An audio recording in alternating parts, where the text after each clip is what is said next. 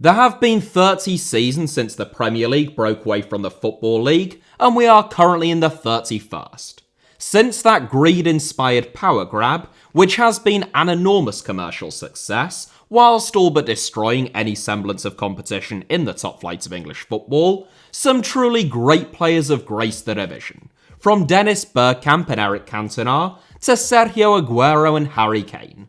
None of those four have ever won the Premier League Player of the Season award, which is not to be confused with the PFA Players Player of the Year award, and nor of the likes of Steven Gerrard, Roy Keane, and Ryan Giggs. A total of 24 players have won the award since it was introduced in the 1994-95 season, 4 of whom won it twice, but none have won it more times than that. I thought that it might be fun to have a look at those 24 players, some of whom you might not necessarily pick out as being all-time Premier League greats, but who just so happen to have at least one truly sensational season, and attempt to rank them from worst to best. I am not ranking them based solely upon the seasons in which they won the award, partly because some of them won it multiple times, nor am I ranking them based only on their time playing in the Premier League. Instead, I am going to rank them based upon their ability and the quality and quantity of their performances over the course of their entire careers, both in the Premier League and elsewhere.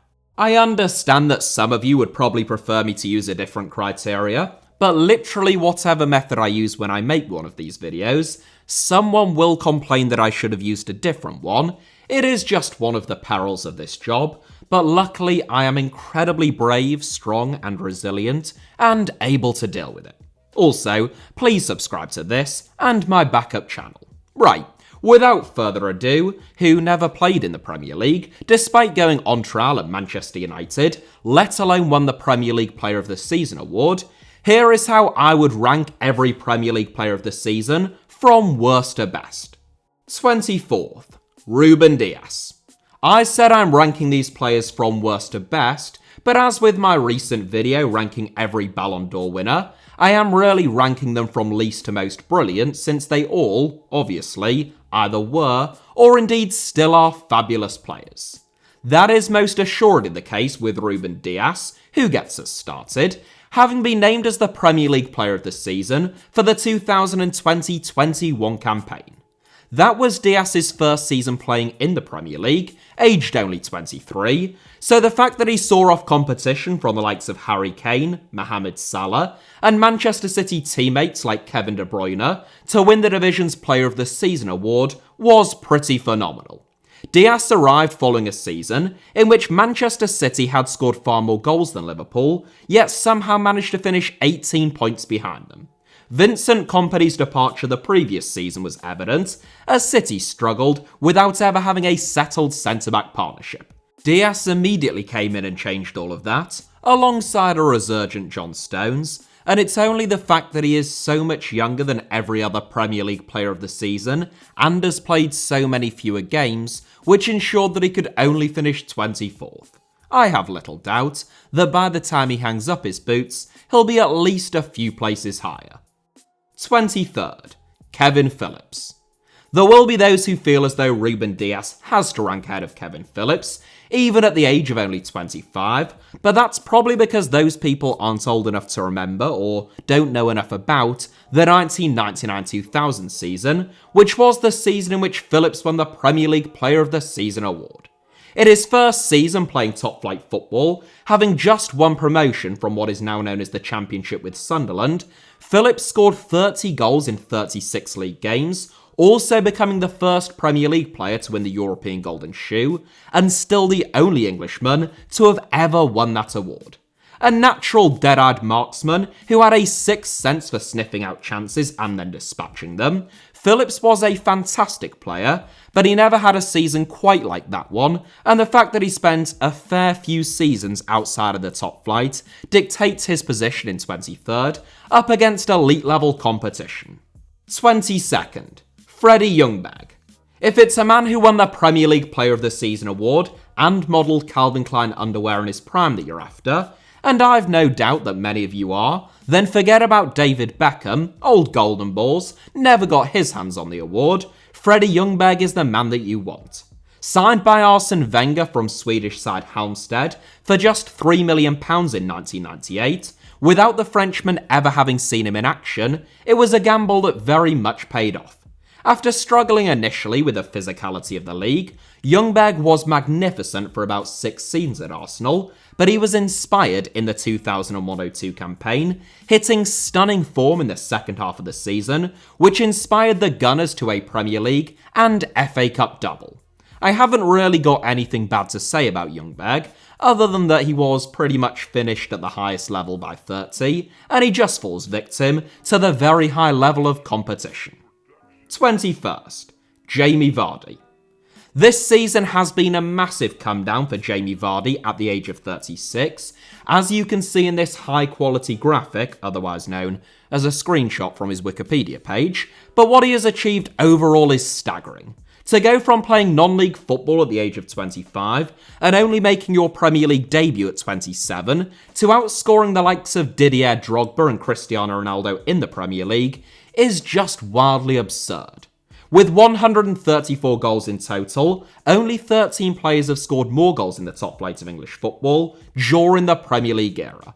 And Vardy won the Player of the Season award in the 2015-16 campaign, when his goals inspired Leicester City to the most unlikely of Premier League titles. Vardy scored 24 league goals that season, including 11 in a row to break a Premier League era record set by Ruud van Nistelrooy, and the goal-scoring Red Bull Downing former non-league man takes 21st. 20th, Dwight Yorke. I feel as though Dwight Yorke is significantly underrated when it comes to Premier League greats, but now I am seemingly part of the problem, only putting him in 20th place. The greatest player to hail from the Caribbean island of Trinidad and Tobago, Yorke joined Aston Villa as a 17-year-old after they toured the West Indies, and he spent the next 16 years of his life playing in the top flight of English football. A superb withdrawn forward and a delight for any strike partner to play alongside, Yorke won the Premier League Player of the Season award in the 1998-99 season, which was his first at Manchester United, in which he scored 29 goals and made 19 assists from 52 appearances in all competitions. 19th, Juninho. Only the third player to win the Premier League Player of the Season award, Juninho Paulista won 49 caps for Brazil during a time in which they could count the likes of Ronaldinho and Kaká among his competitors for a starting berth. A member of the Brazil squad that won the 2002 World Cup, Juninho rejoined Middlesbrough for a third time following that success, but it was in his first season at the Riverside that he was named as the best player in the league. That gives Juninho the rare and highly unlikely to be replicated distinction of being the only player to win the Premier League Player of the Season award and get relegated in the same season, which he managed in 1996-97. Juninho scored 13 Premier League goals and lit up the division that season, but it was to no avail in a Borough side that couldn't defend. 18th, Cristiano Ronaldo. Nah, I'm just kidding. 18th, Vincent Kompany. This is going to make me a little bit unpopular, I suspect, but there were a few years in which I felt Vincent Kompany was just a tiny bit overrated. He was, of course, an exceptional centre-back, and I think that he would probably make the third string of an all-time Premier League 11, but I never felt that he was one of the top 2 or 3 centre-backs in the world. A defensive midfielder when Manchester City first signed him, what Kompany undoubtedly was, though, was a born leader with an exceptional football brain, and we're seeing that now with a fine job that he is doing at Burnley.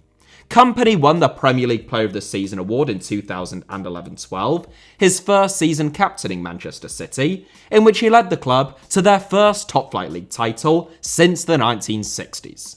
Kompany went on to spend a decade at the Etihad, where injuries prevented him from registering 20-plus league appearances in any of his last 4 seasons, and probably also prevented him from finishing any higher in this list. 17th, Virgil van Dijk. This will also probably make me unpopular, though partly because people don't yet realise how good all of the players ahead of him are going to be, and I will share with you my justification. And then you can decide how much you all hate me. In the 2018-19 season, which was his best by a mile, but for probably 3 or 4 seasons, Virgil van Dijk is one of the best centre-backs that we have seen in the Premier League. And I would argue that, in that season, probably the very best.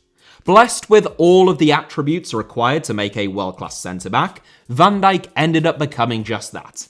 He is only 17th, and it is worth reiterating that 17th in a list of this ilk is still very high praise indeed, predominantly because it wasn't until the age of 26 that he signed for a super club and began competing for the biggest trophies. He is still only 31, and I think that he is yet to return to his pre-ACL injury best. Okay, you still hate me, but I did my best. 16th, Nemanja Vidic. Famous for being an absolute meathead, but so much more than that, Nemanja Vidic is one of the all-time great Premier League bargains, having set Manchester United back just £7 million when he arrived in the January 2006 transfer window. It is pretty remarkable that Vidic was not just the first centre-back to win the Premier League Player of the Season award, he is one of only 4 players to have won it twice, putting him in the same company as Thierry Henry, Cristiano Ronaldo, and Kevin De Bruyne. A few spoilers there of players still to come. A front foot defender who formed an almost perfect combination alongside Rio Ferdinand, Vidic won the award in 2008-09 and in 2010-11. And it is a shame, but not a great surprise given the way in which he played the game, that injuries blighted his final years at Old Trafford. 3 of the 4 centre-backs to have won the Premier League Player of the Season award feature side by side from 18th to 15th in this list, with the other one having finished last, exposing my latent bias against defenders. I jest, but I do genuinely think that it is harder to be a world-class forward than defender, and it is a hill that I'm prepared to die on.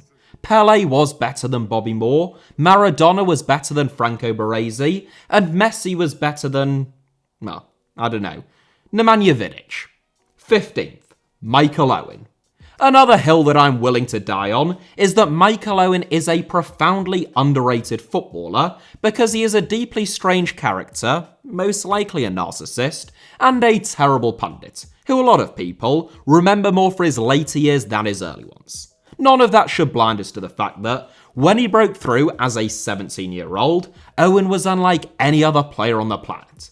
Terrifyingly quick, uber confident, and capable of creating and scoring goals with consummate ease, Owen said that he didn't think anyone was better than him at 18, and he wasn't too far wrong. To win the Premier League Golden Boot twice before turning 20 is, well, just absurd, and would warrant at least a £200 million valuation in today's market. He won the Premier League Player of the Season award in 1997-98, also aged 18, and if it wasn't for recurring muscle injuries, as I have often said on this channel, I think that he would have become England's greatest player of all time, and he would have made the top 3 of this list. 14th, Ungolo Kante. At his very best, Ungolo Kante is one of the most impactful footballers that I've ever seen, and by that I mean his presence could decide the outcome of a game more so than almost anyone else's. It wasn't just that Kante was everywhere all at once and did the running and tackling of 2 players in midfield, it was the way in which he dispossessed opponents, his understanding of his own limitations, and his greatly underrated ability to move the ball at speed. Vital to Leicester City's title win, Chelsea's title win, France's World Cup win, and then Chelsea's Champions League win, if it wasn't for the slow start to his career and premature decline, having suffered a lot with injuries over the last couple of seasons, he would go down as an all-time great. Ultimately, on what I've actually got to go on, which is his actual career, he takes 14th. 13th, Ruud van Nistelrooy. An absolute natural. When I was younger, I used to think that Ruud van Nistelrooy was just a poacher, and at times he was, but the reality is that he could really play. He was just hyper-efficient and totally focused on scoring goals. The end result was that he scored an awful lot of them. In 5 seasons at Manchester United, Van Nistelrooy scored 150 goals in 219 games. The 2002-03 season was his most prolific, in which he scored 25 goals in the Premier League and 44 in all competitions, so it's little wonder that was the season in which he won the Premier League Player of the Season award. Van Nistelrooy scored prolifically for PSV before that and for Real Madrid subsequently, and as the 6th highest scorer in the history of the Champions League, I think that he's good value for a spot in 13th. 12th, Eden Hazard. On pure footballing ability, I don't think anyone in this list had more of it than Eden Hazard. In fact, arguably only Messi and Neymar have been more naturally gifted among his peers, and it's a reflection, I think, as Hazard previously admitted himself that he was never committed enough to step up and reach another level to maybe win a Ballon d'Or, that he only features in 12th. Nonetheless, I do think Hazard is a Premier League great, and if you take the decade as a whole from 2010 to 2020, I don't think any player in English football was more impressive than the Belgian overall. Magnificent at Chelsea, Hazard deservedly won the 2014-15 Premier League Player of the Season award, and if he hadn't been so injury-prone, and indeed so unimpressive even when fit since signing for Real Madrid, he probably would have cracked my top 10. 11th, Mohamed Salah. There's no doubt in my mind that Eden Hazard is, or at least was, a more talented footballer than Mohamed Salah. But there's also no doubt in my mind that Salah has been the more consistent performer and has eclipsed Hazard's achievements within the game. A freak in terms of his goal scoring, Hazard has scored 173 goals in 285 games for Liverpool, and it's a mark of the standards that he has set that 17 goals in 31 games so far this season is considered to be borderline disastrous. Age 30, Salah won the award in his dazzling debut campaign at Anfield in 2017-18, and he could probably climb another few places higher in these rankings if he gets back to anything like his best before hanging up his boots. 10th, Peter Schmeichel. It's always difficult to compare goalkeepers to outfield players. In fact, it is near enough impossible, I might suggest. But it has to be done, and I think that the fairest ranking for Peter Schmeichel is probably 10th. The only goalkeeper to win the Premier League Player of the Season award, Schmeichel did so in the 1995-96 season, in which Manchester United undoubtedly wouldn't have won the Premier League title without him. A huge presence, Schmeichel inspired confidence in his own defenders and struck fear into opposing forwards. And along with Neville Southall and Petr Cech, he is comfortably among the 3 finest keepers that English football has witnessed over the past 3 or 4 decades. 9th, Frank Lampard. At number 9 is a midfielder who had a goal-scoring record like a number 9, and a very good one at that. The 6th highest goal scorer of the Premier League era, and Chelsea's highest scorer of all time, it would be a mistake to think that Lampard solely offered goals. Not the most naturally gifted, Lampard was never going to be someone who beat players and went on mazy runs. What he had was an incredible devotion to the game though, supreme intelligence, and a real accuracy both when striking on goal and in the pass. He won the Premier League Player of the Season award in the 2004-05 season, but he can't have been too far off winning it in about 3 separate campaigns over the space of a decade, which is a mark of his consistency and longevity. 8th, Patrick Vieira.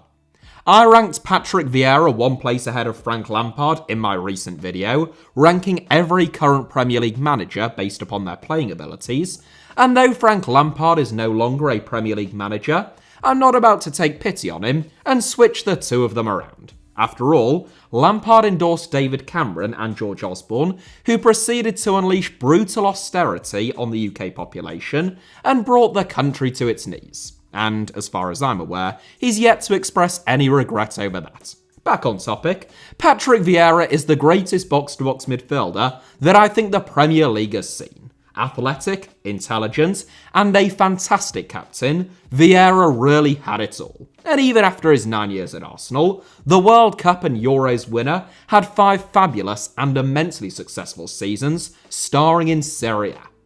7th, Alan Shearer.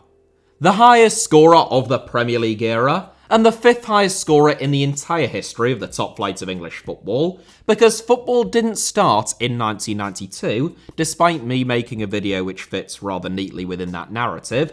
Alan Shearer was often described as being an old-school number 9. All that meant was that he was physical, could run in behind or play with his back to goal, and he scored lots of goals, which are all pretty useful traits for a centre forward. At his best, I would suggest, in his last 3 seasons at Blackburn Rovers, it was in the 1994-95 season, when Shearer won his only Premier League title with Blackburn and scored 34 Premier League goals, that he deservedly won the Premier League Player of the Season award. That made Shearer the first recipient of the award, which was only introduced in 1994, and though 7th will seem low to some, this is my list, so it's literally just based on my opinion, and it's cool if you totally disagree with it, and there is really no need to wish ill health on any of my family members in the comments. Yes, Arsebuster47, I am looking at you. 6th, Kevin De Bruyne. Already, I think, the most talented midfielder to have graced the Premier League, if not the greatest outright. If Kevin De Bruyne sticks around for another 2 or 3 years, and Manchester City don't get relegated, I think that he'll put that debate to bed. Formerly of Chelsea, De Bruyne's form at Genk convinced the Blues to sign him, and it was his performances at Wolfsburg that made them realise they'd made a huge mistake. After winning the Bundesliga Player of the Season award, De Bruyne joined Manchester City, where he has been named as the division's best player twice, in both the 2019-20 and 2021-22 campaigns. It makes De Bruyne one of only 4 two-time winners of the award, and the only player to have won those equivalent awards in both the Premier League and in the Bundesliga. And 6 feels just about right to me, for now at least. I would say that his ceiling in this list is probably 4th if he were to play brilliantly for another few seasons into his mid-30s. 5th, Gareth Bale. I'm not sure there has ever been a more unplayable one-man team than Gareth Bale at Spurs in the 2012-13 Premier League season. A terrifying combination of speed, strength and end product. No one could live with him that season, and rarely, if ever, has someone deserved to win the Premier League Player of the Season award more. Of course, after that, Bale joined Real Madrid for a world record fee, and it is in large part his performances and accomplishments over particularly the next 6 seasons there that earn him a spot all the way up in 5th place. At his best, you'd probably put him above the man up next, but when you combine talent with his career as a whole, given that his final years were blighted by injuries, I think 5th is just about right. 4th, Wayne Rooney. A ferocious talent with an equally ferocious temper, in his teens and early 20s, Wayne Rooney was absolute dynamite. A horrible, nasty player to play against, who was willing to do all of the pressing and donkey work in the world, while still being incredibly gifted on the ball, in the pass, and in the shot. Rooney played football on the edge. Unfortunate only to win the Premier League Player of the Season award once, that recognition came in 2009-10, following Cristiano Ronaldo's departure, in which Rooney bagged 26 goals in the league and 34 in all competitions. Rooney himself stated that he preferred to play a little bit deeper, even if it meant scoring fewer goals, since he always wanted to be involved in the game.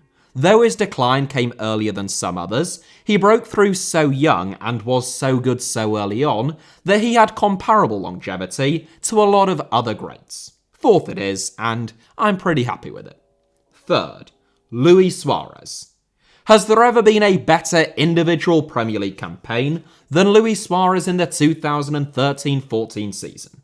In 33 games, Suarez scored 31 goals, without taking a single penalty all season. Had he have been on penalties, he would have set a goal-scoring record for the division that even Erling Haaland would have struggled to break, assuming that he was better at taking them than Alexander Mitrovic. Though Suarez was phenomenal for 3.5 seasons at Anfield, it's what he did outside of the Premier League that cements his spot in my top 3. And somehow, the 2013-14 campaign wasn't even his best season. That would have to be the 2015-16 season, in which Suarez scored 59 goals in 53 games for Barcelona, ending Messi and Ronaldo's duopoly over the division's Golden Boot. Still going strong with Gremio at the age of 36, where he has so far scored 7 goals in 6 games, Suarez has bagged 467 goals in 752 games over his career as a whole. The greatest Premier League player of all time when it comes to biting a chunk out of people's arms, and the third greatest Premier League player of the season overall, in my eyes at least. Second, Thierry Henry. The greatest Premier League player of all time in terms of the quality and quantity of his performances in the division. If that is what I was basing these rankings on, Thierry Henry would take top spot. And comfortably so, given that the second greatest Premier League player, in my view, never won the Player of the Season award. Reunited with Arsene Wenger at Arsenal, having been horribly misused as a wing-back at Juventus, Henry's stunning debut campaign set the tone for what was to come. Lightning quick, endlessly inventive, and a majestic creator and scorer of goals, no player has given more Premier League players sleepless nights or made them soil their undergarments so thoroughly when running towards them. Henry won the Premier League Player of the Season award in the 2003-04 and then the 2005-06 seasons, and he would have been a perfectly legitimate winner in all but the last of his 8 seasons in North London. Throw in his 3 seasons in a generational Barcelona team, and I don't think that Henry could rank anywhere other than second. First, Cristiano Ronaldo. Thierry Henry has a greater legacy than Cristiano Ronaldo in the Premier League, but based upon their entire careers, there can be no debate. Cristiano Ronaldo is the greatest player to have played in the Premier League, and you could probably make an extremely compelling case that he is the greatest player ever to have graced the English game. Transformed at Manchester United from a skillful but skinny wide player somewhat lacking in end product, into one of the most remarkable athletes and lethal goal scorers that the game had ever seen, Ronaldo is the only player to have won back-to-back Premier League Player of the Season awards, doing so in the 2006-07 and 2007-08 campaigns. As good as he was in his last 3 seasons at Old Trafford, and in truth, his final season was much better than his 2006-07 season, it is the level that Ronaldo reached and everything that he achieved at Real Madrid that made his position in first quite so straightforward. In 438 games at the Santiago Bernabeu, Ronaldo scored 450 goals. So, yeah, pretty straightforward. That is it for today's video, but thank you all very much, as ever, for watching. Hit the like button if you enjoyed today's video, let me know your thoughts down below in the comments, and please subscribe to both channels on your screen now and turn on notifications so that you never miss a video. You can also find me on Twitter and on Instagram, just via the username @HITC Sevens on both, should you wish to do so.